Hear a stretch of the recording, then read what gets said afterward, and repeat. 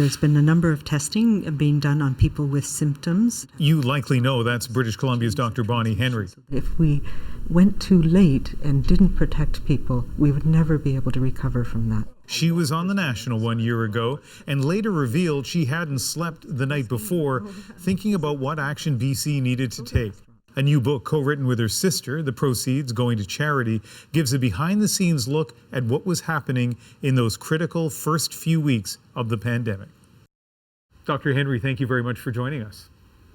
Thank you for having me. A lot of us are reflecting on what was happening exactly 1 year ago right now. And I mean, for you, you were in the middle of the beginning, I guess, of the storm. As you think back a year ago, what comes to mind?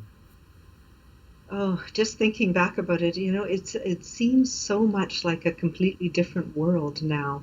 And the length of this storm has really been remarkable, I think, for all of us. And when I was thinking back on the stress and the anxiety and the doing things that we had never done before, it really reminds me of how challenging that whole time was. A lot of us are suffering COVID fatigue. A lot of people are trying to, have become armchair epidemiologists and, trying to figure out if things have been done rightly or wrongly. A lot of people comparing each province to another or this country to others. What advice do you have for us in terms of coping with this pandemic, which, vaccines aside, is continuing? I think we need to recognize that we are all in a very complicated, large geographic country that has many different populations. The demographics are different. So slightly different ways of doing things is not necessarily a bad thing. It helps us learn as well about what may be the best way to do things. And, the negativity and the comparing, I think we just all need to let that go. At the base of it, we're all doing the very similar things in slightly different ways and modified to our own environment. But the one thing that I'm really somewhat frustrated about is the negativity around immunization. And I don't know how that happened. It is such an amazing thing. And we are all working together across the country. Public health workers, take it out of the political realm.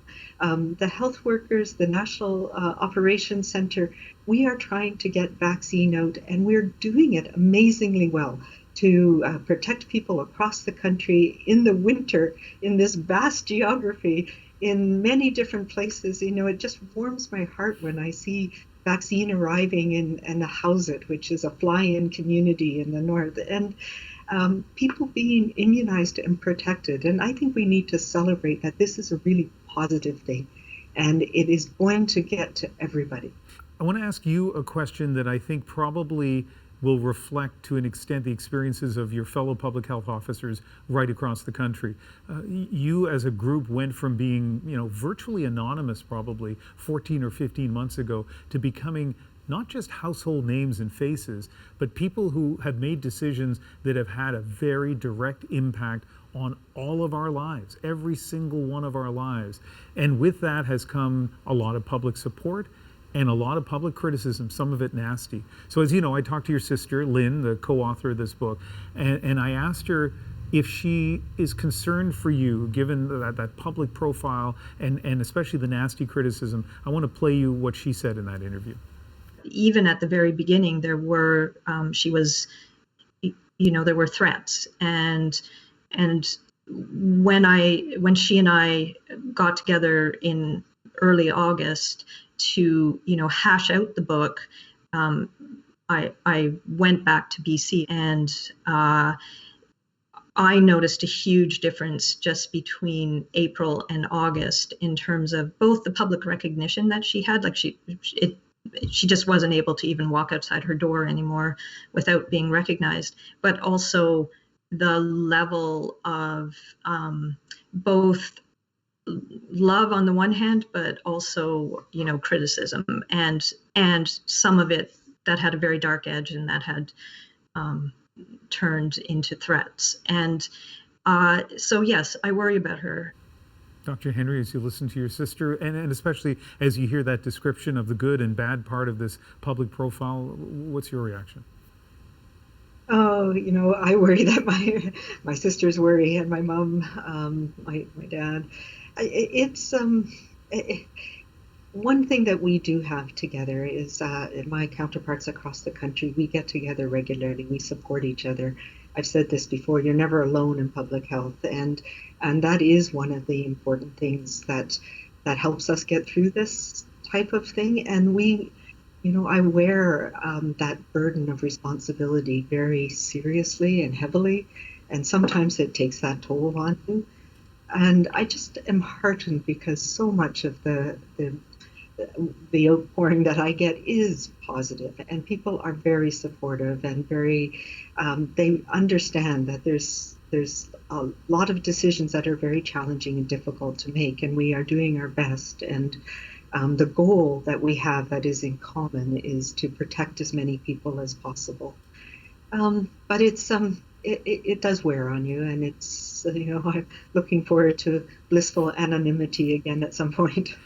If there were to be a chapter of your book written right now, the name of it might be Vaccines and Variants. And you've talked about the good part of the vaccines, the optimism that it brings you. But the variants scare a lot of people. We see these projections and we worry about this.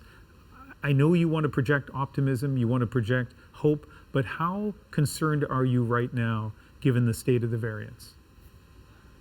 Yeah, so I've been calling it our time of vaccine hope and pandemic pragmatic reality.